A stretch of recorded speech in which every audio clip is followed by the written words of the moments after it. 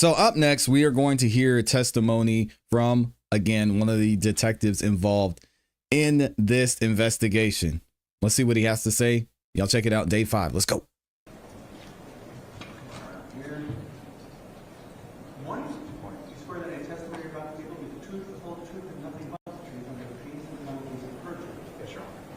may be seated. Counsel, whenever you're ready, you may inquire. Thank you, Your Honor. Sir, can you state your name and spell your name for the court reporter, please? Yes. My name is Detective Jacob Garson, G-A-R-S. Shout out to Detective Garson. Can you briefly professionally introduce yourself to the jury, that is to state your professional experience and training?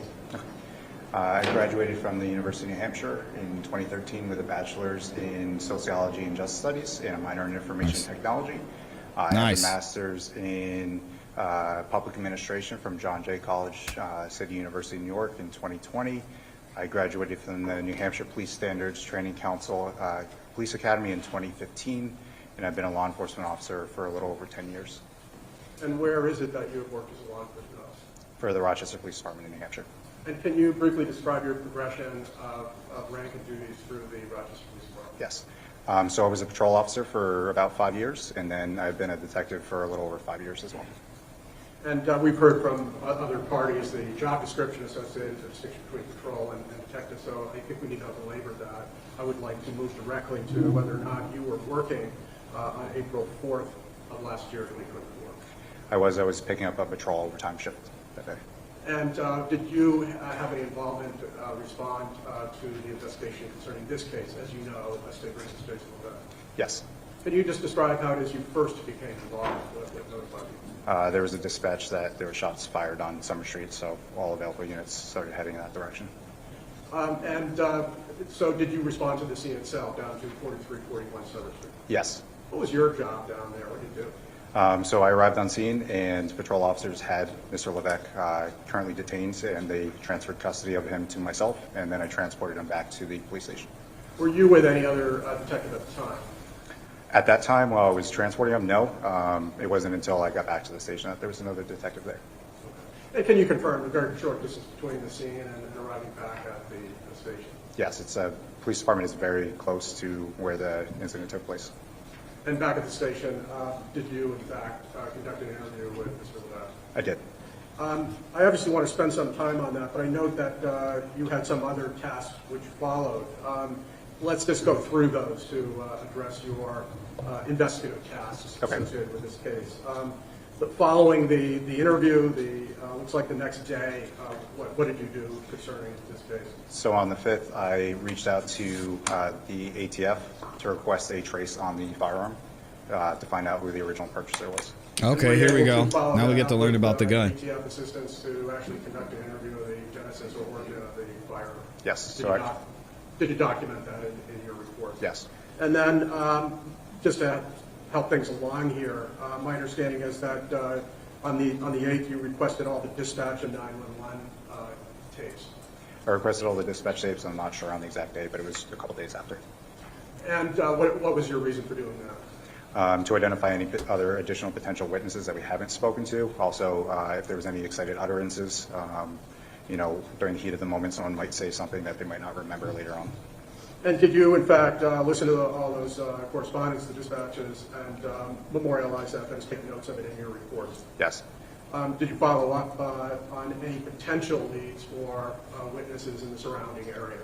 Yes, we spoke to a number of witnesses, myself and some of the other detectives, to try and identify any other potential witnesses. In your view, did the people that you spoke to with made 911 calls have anything materially to add beyond what you were able to obtain from the people who were on the scene and the video that you obtained? There was no real additional information that was gathered from those interviews. I'm reviewing your report as well. Did you have any responsibilities concerning physical evidence in this case? Yes. What did you do? So I believe it was on the 11th. I took the clothing from the drying rack, so anytime we have clothing that might be wet, we put into a drying cabinet so that way it can dry. I took the clothing and repackaged it, so for long-term storage. And was that essentially the extent of your involvement with physical evidence concerning, scene analysis or anything along those lines? Yes, I didn't do much on the scene. I did photograph the clothing as well. prior to packaging it, but that was extended.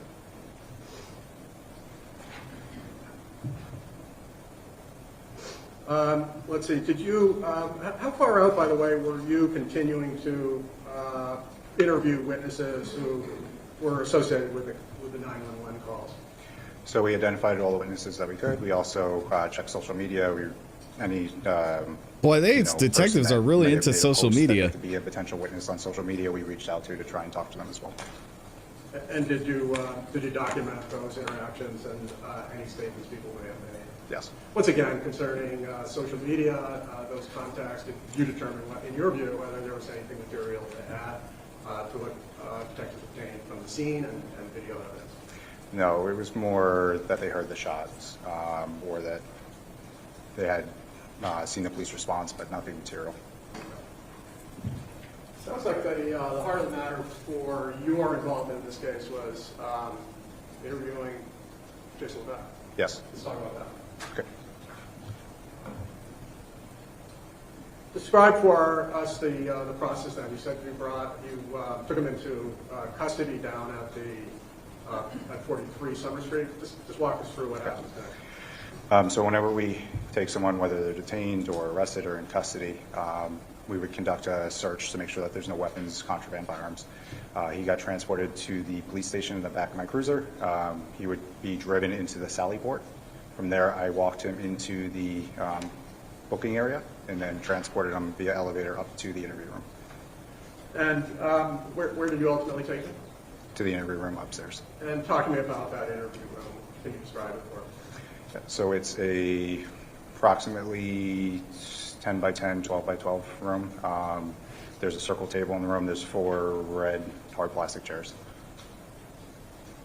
And look, this is at something like 10:30 at night. Can you share with us, describe for us how Mr. Levesque, appears to you? He was able to communicate. He had expressed that he had been working prior to that he had picked up his daughter from work, and that he was going home to shouldn't have talked to the police for his own home. So before we get into the narrative, his account of sequence of events and things he heard and saw and did, I want to talk a little bit more about his appearance. You said he mentioned that he was at work. Did he share with you for how long he had been working? Yeah, since approximately 10 p.m. the night prior. 24 hours at this point. Yes. Did he indicate to you that it's a long day? Fatigued, tired? He indicated that he was tired from plowing. Yes. And did you, in fact, try and address that in any way? Did you provide him with, for example? Offered him coffee, gave him a moment to compose himself as well, and he indicated to me that he was able to proceed with the interview. Let's be clear, the food you offered him was like a Slim Jim Yes. along those lines. Did you ask him whether he wanted more than that? I asked about food. I can't remember if I asked more than that. We did offer him some candy as well. It's hard to get food in the PD at 10:30, 10 o'clock at night.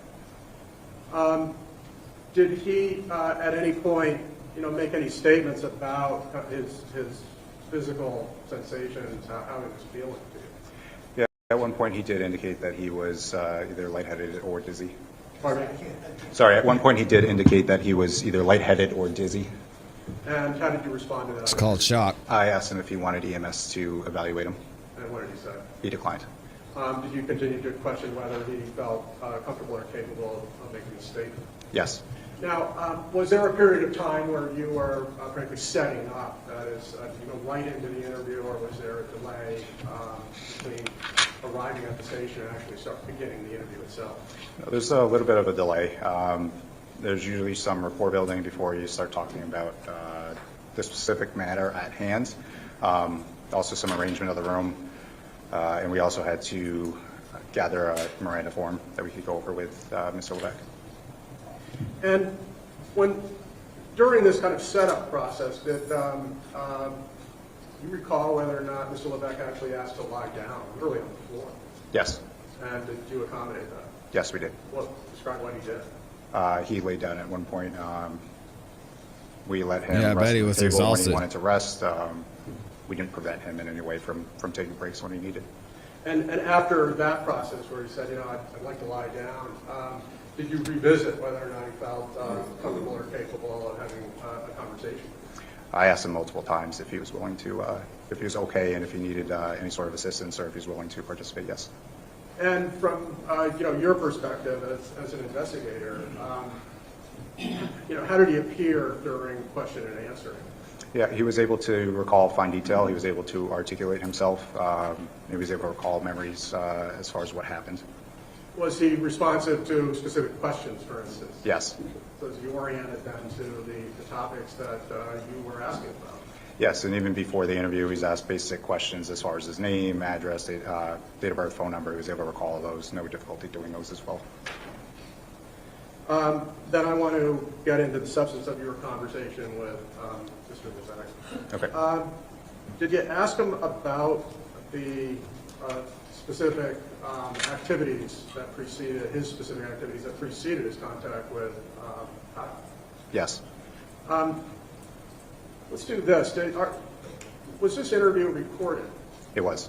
And are you aware that there was a transcript generated of this recorded interview? Yes. Have you had an opportunity to review the transcript and the recorded interview? I have. Your Honor, I'd like to approach this witness. Well, I guess I can do this foundation. Do you recall each question and the specific words that Mr. Levesque used to respond to each question? No. Would using or referencing the transcript assist you in your memory and it being accurate concerning the words you used and the words Mr. Levesque used? It would be. Yes. Your Honor, may I approach this witness? You may. Your Honor, my request is to leave a transcript with this witness to refer to from time to time rather than the back and forth. I have no objection to that. My question is, does it make sense to have one copy of the transcript marked as an exhibit for ID purposes? Well, first of all, Or- it should be. Yes. It should be marked certainly for ID. I mean, we would prefer it all.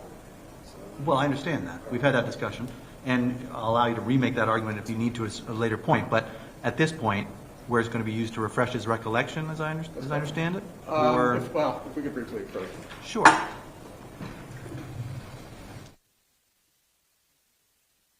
Get it right, y'all.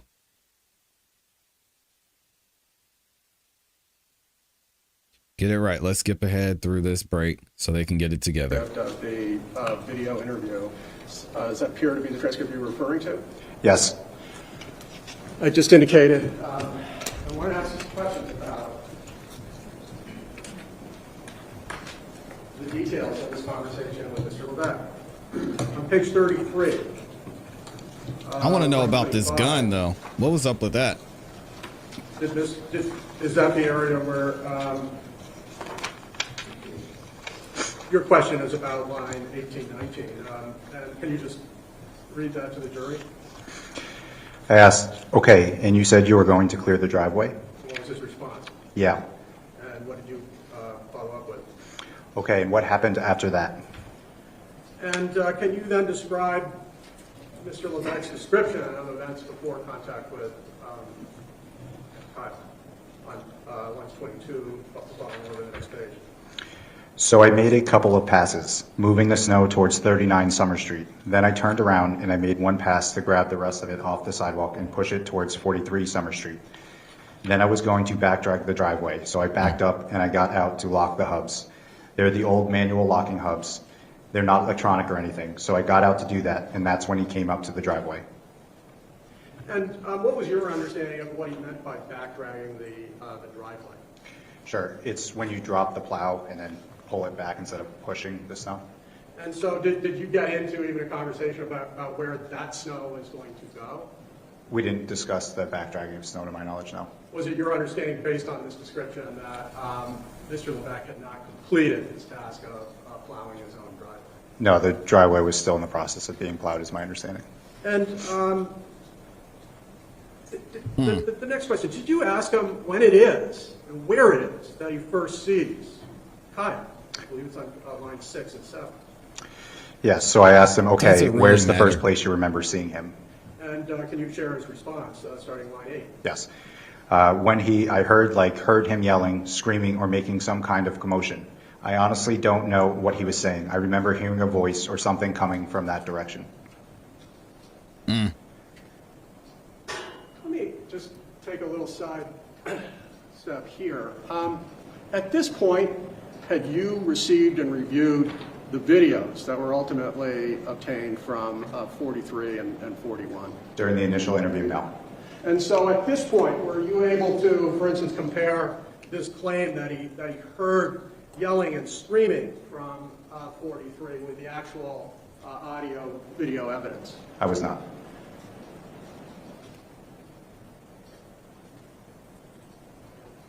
Man, I wish there had been good audio. Get a better sense of where it is. He first saw Kyle in the following question, which I believe is at line 12. Upgrade your Ring cameras, y'all. Yes, Make so I sure asked you him, get good okay, audio. when you say that direction, which, and he responded from 43 Summer Street. And did you ask more specifically where at 43 Summer Street? Yes, so I asked him, like the corner of the house, the garage, and he responded, the driveway. And your response? So I asked him, the driveway? Okay, so you look, I'm assuming you look over because you hear the noise. And what's his answer? Yeah, and there I saw him come from where I can finally see him coming out of the driveway. He was putting on his shirt. He was shirtless, so he was putting on his shirt. And so his answer to you of when he sees Kyle for the first time, he's actually doing something. He's putting on that hoodie. Correct. And were you able to later view video and confirm that Kyle did in fact put on a shirt or a hoodie all the way back in his driveway at 43? Yes.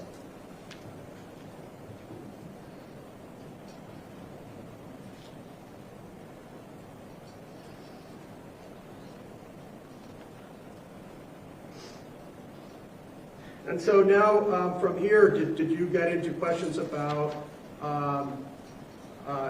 his actual appearance? You said you've established that his first time he notices Kyle, he hears something over there, and he actually sees him coming out of the driveway. I want to turn your attention to page 35. Did you try and get an understanding of what Jason claimed he saw in terms of Kyle's actions? And so I'm going to direct your attention to 35, line 6. Yeah, so I asked him, okay, so he was putting on a hoodie at that point. Describe, I guess, he's yelling at you. Okay. And just before that, by the way, was he able to, even from that distance, give any kind of detail about, the nature of the shirt that he was putting on? And this is line 1 at 35. Why do they Yeah, care so described it much as about either this hoodie? merino or camo hoodie. And so then we were just saying, after the hoodie, did you ask more specific questions about I'm missing it, y'all. activity?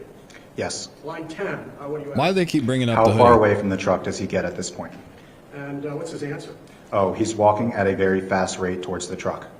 And did you ask him now about concerns for, say, weapons, or if he was brandishing anything? Yeah, so I asked him, okay, anything in his hands? And what were his answers? His initial answer was, I don't know. And did you pursue that? Yes. Line 16, what did you ask him? Okay, are you able to see his hands from where you're seated on the truck? And what was his response? Yes, I could see. I guess I could see his hands. And did you follow that up at 22 and ask him whether he was armed or had anything in his hand? Yes, so I asked him, okay, and you're not sure if you saw anything in his hands? And what is his answer at 24, 25? I don't believe I saw anything. He had his hands clenched in a fist. Like, Y'all stop talking to the police. 36, With all due respect to the could you police. describe, Come on, Kyle's man. hands? yeah, so I said, oh, like this, and demonstrated a fist, rather. And he responded, yeah. Did he also demonstrate a fist? Yes. And did you go on to continue to ask about the details of what, if anything, was in Kyle's hands? Yes. So I said, all right. But at that point, his hands are in a fist. Did you see him holding anything? And what was his response? I did not see him holding anything. I don't think so. Especially after you shoot somebody, man. Why would you talk to the police? Oh my gosh. Is it your, I don't know if technique is the right question, but where somebody you're interviewing makes a statement or a series of questions, do you tend to kind of loop back towards it? Do you revisit the same questions at a later time in the interview? Yes. For an interview, you might ask the same question multiple times in different manners. Like?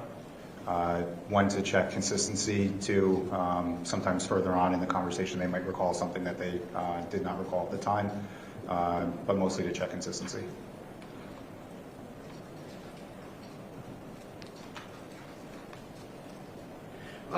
Page 98. It's crazy. Line 12.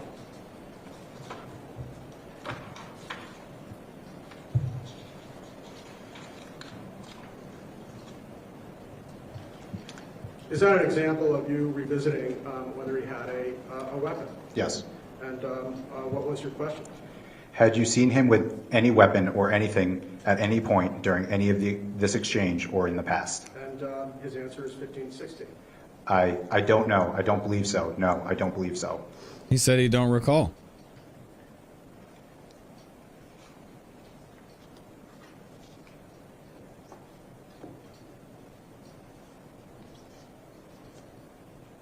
On that same page, and he's described earlier in this conversation where he's coming over to the truck at a very fast pace. He's got his fist clenched. Did you ask him here about his daughter at same page, line 9? Oh, excuse me, no, yeah. Yeah, so on line 7, I asked, was he making any like movements towards your daughter at that point? And what was his answer? No, he threatened me again, was just threatening me and I'm going to kill you and your family. Okay. Then let's get to that, the threat. It seems like you've asked multiple questions about the threat. I'm going to go back to 36, which is the first description of this. You've asked him details like what he's wearing, if he sees any weapons in his hands, and then at line 1516, it seems like you're now getting into the threat. Yes. Can you indicate this line of question? Yeah, so I asked him, sneakers, okay, so he's coming at you yelling, can you make out anything he's saying at this point? And how did Mr. Levesque respond at line 18? Yeah, he said, if you put that fucking snow at the end of my fucking driveway, I'm going to fucking kill you and kill your fucking family. And did you ask? Jeez, man. What a neighbor. Certainty or how specific that was. Can you give us the follow-up from that? Yes, I asked him, okay, and just to make sure that we're not paraphrasing, is that the... And he responded, yeah. And can you go on? What term does he use to describe it? He describes it verbatim. Is that his word? Yes. Yeah, Kyle is, I would hate to have this guy as a neighbor. 37.2, does he continue to confirm those are the terms? Yes, he says exactly what he said. Did, at any point, I mean, you revisited the question about the threat. Yes. At any point, did it change to be more specific, say, towards hero or daughter or anything like that, other than beyond, first, if you move the snow, I'll kill you and your family? Yeah. Did it ever change? From what I recall, it was the same conditional threat throughout.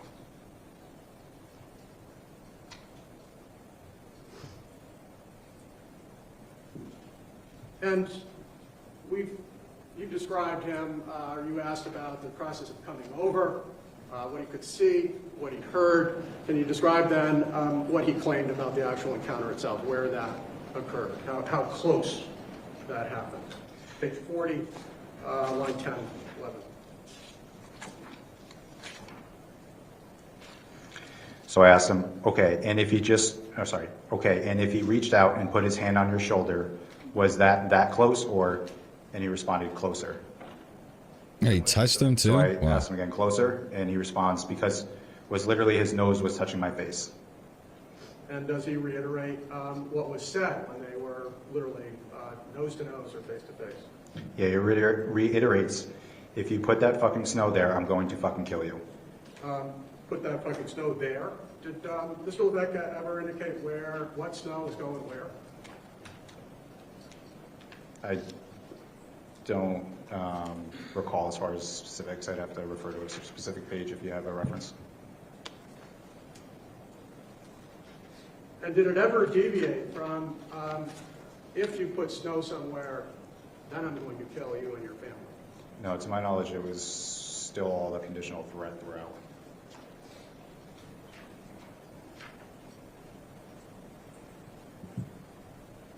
So he described to you a face-to-face, a nose-to-nose encounter combined with a threat. Did he describe what happened after the nose-to-nose encounter? Where did Kyle go? What did he do? Yeah, so after they exchanged words, or that rather that Kyle made the threat, that he started to walk away.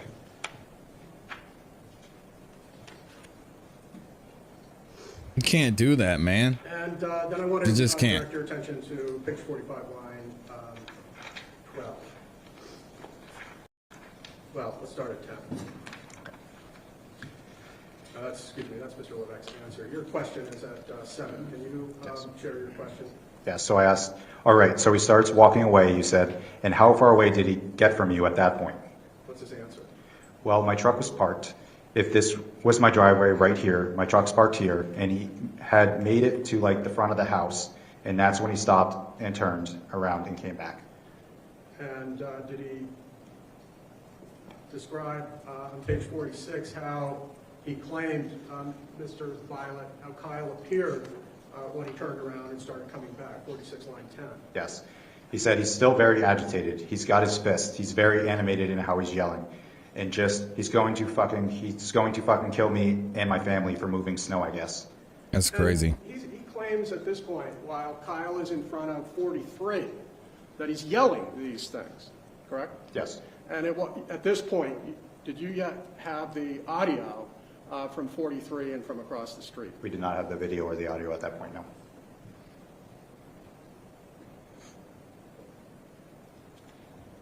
And did he describe to you I think Kyle is going to testify. what he did in response to Kyle walking back towards the house? This is 48, line 9.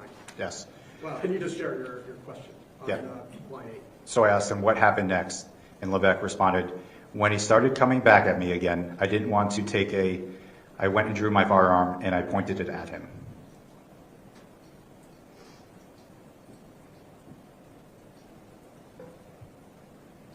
What does he claim happened after he brandished at his takeout and pointed his weapon at Kyle? That Kyle continued towards him.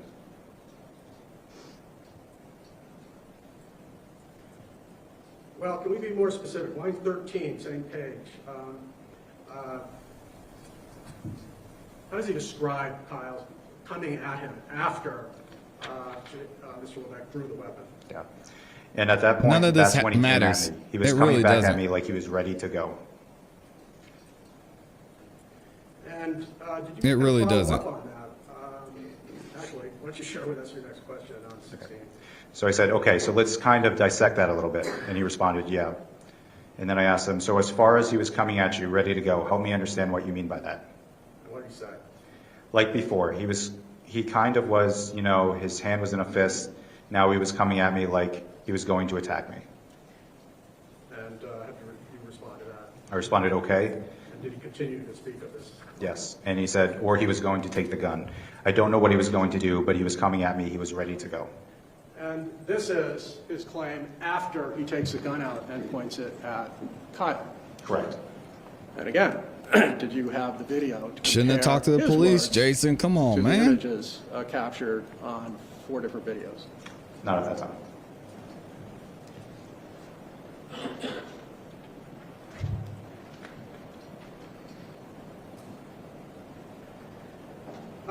Did you try and get even more detail on this notion of Kyle coming at Jason with his pointed weapon in terms of how he was able to infer that he was going to be attacked?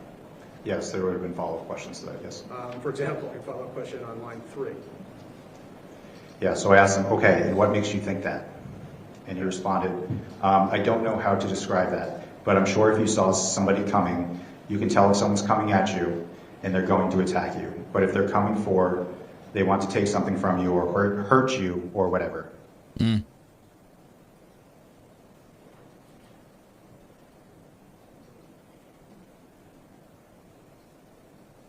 I would love to know what the police think, Did you have, if they think he's again, innocent. Did you revisit, did you confirm whether or not Mr. Levesque actually had the firearm out and pointed when Kyle was supposed to be coming at him to attack him? Yes. Is that page, again, 49, I believe you asked a question at 14. Yes, so I said, okay, was the gun out at that point when he was, and Levesque responds, yes. When he started coming back at me again, that's when I drew the gun. And did you ask more details about how far away he got, or how far away he was when the gun came out? Yeah, so I asked, okay, how far away was he when the gun first came out? And Levesque responded, probably about 10 feet. And you? So I said, 10 feet? Okay, and did you see his hands at that point? What was his answer? Yes, they were clenched, and I asked, they were still in fists, and he responds, fists, yeah, right. And just to clarify, did you continue to really make clear that this is when he has the gun pointed in your follow-up Yes, he's been in question? jail. Did you Jason's ask been in Jim jail Rose since April. Anything about the gun? Give me Yeah, one second. So I asked, to be perfectly clear, I was getting some more information. I asked him where the firearm was prior to this, where he drew the firearm from, if it was in a holster, where it was on his body. And what did he say? He said that he was in his waistband, in a holster, yes. Okay. And did you use the term, and again, this is at line 3, page 50, prior to this description, these claims about what Kyle was doing? Yeah. So I asked, and where was the firearm prior to this? And what was his answer? And he responds, in my waist. And, just getting back to asking about Kyle's hands, at any point at this point, this is not the nose-to-nose, but where Kyle turns, does he claim that Kyle had a weapon or anything in his hands that could cause lethal injury? At no point did he indicate that he had a weapon on him, no. And his claim was that Kyle didn't stop, but rather came out. Yeah, that he continued to advance on him, yes. In fact, you get into a little bit more detail about this on page 53. You asked a question at line 2. Can you share that? And then you pointed at him, and he responds, yep. And I asked, and what does he do when he sees that? And what are you referring to, pointed it at him? The firearm. Any question about that, reviewing the prior page? For instance, 52 and 118. Yeah, so at 18 I said, so you pulled out the gun with the right hand, and when it comes out of the holster, where is it going from there? And he responds, in my hand like this, and he gestures with arms stretched out in front of him, imitating pointing the gun. Got it. And so we were at the point where you're asking some follow-up about what Kyle does when he sees the firearm. Can you share Mr. Levesque's claim at line 6, page 53? Yes. That's when I guess the best way to describe it, it looked like a rage, like that really infuriated, like he was angry. He was coming at me, and he was going to hurt me and take the gun, whatever, maybe. And did you have some questions about that claim? Yes, so I said, okay, what makes you, I need you to be as detailed and descriptive as you can. And he responds, I saw him come at me, like the look in his eye, like he was angry, like he was pretty much, gave me a look like it's you or me. I saw him come at me, like he was angry, like he was... And you describe how quickly, after the firearm is produced and pointed at him, how quickly... I mean, their stories seem pretty consistent. Yeah, so I asked him, and how was, I guess, his pace towards you? And he responded, he was coming at me right at, I think, at a pretty fast rate. So then I asked him, did that change at all from before the firearm was drawn? And he responds, yeah. And what's your next question? All right, so he walked, and Levesque responds, he quickened when I drew the firearm. And your next question on 54. So I asked again, okay, so he went towards you faster, and he responds, yes.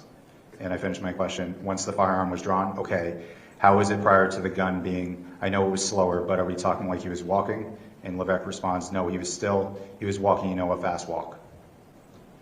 All right. I'm going to ask again.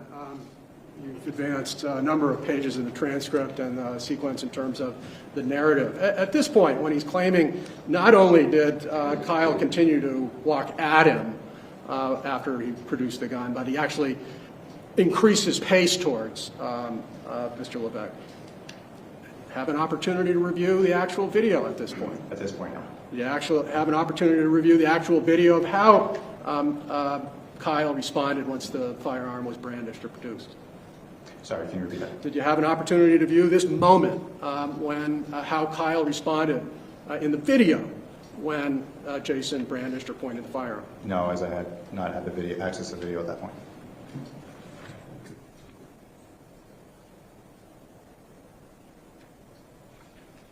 All right, so we're gonna take a second from this. Y'all have to let me know what you think. Again, we're just going through Jason's testimony here, or Jason's interview, really, and it seems like the story's pretty consistent from when they first spoke to the police at the scene, from when they were interviewed, to now where they're actually in court saying, yes, this is what happened, and the defense is saying, yes, this is what happened. Y'all have to let me know what you think. And I'm looking at the poll that we have in here, as well as what y'all are saying in the chat. And it looks like most of y'all are still thinking Jason is guilty. Wow. I'm surprised. Either way, let me know why you think it's either one or the other in the comments and in the chat.